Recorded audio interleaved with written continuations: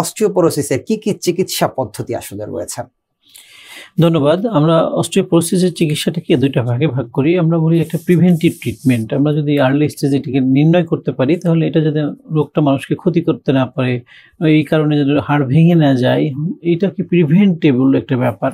সেই প্রিভেনশনের জন্য আমরা কিছু ওষুধ বা মেডিকেশনের প্রয়োজন পড়ে।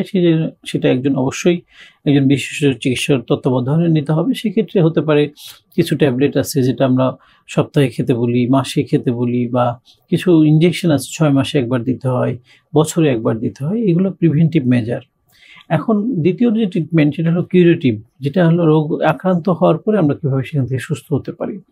একটা জিনিস সবসময় মাথায় রাখতে হবে, যেমন দেখেন আমার চুল পেকে গেল, এটা কিন্তু আবার আগের মতো হবে না, কিন্তু আমরা যাতে মেইনটেনেন্স করে চলতে পারি।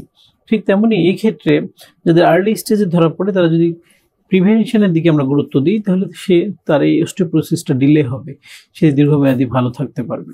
যদি আমরা কিউরেটিভের দিকে যাই, যে ভেঙে গেল তখন তার হাড়টাকে আবার জোড়া লাগানো, সেটা কিন্তু অনেক কঠিন বিষয় থাকে, যেহেতু তার অস্টিওপোরোসিস অলরেডি আছে। এবং অস্টিওপোরোসিসটির যে মাত্রা, সেই মাত্রার উপর ডিপেন্ড করে তার চিকিৎসাটা।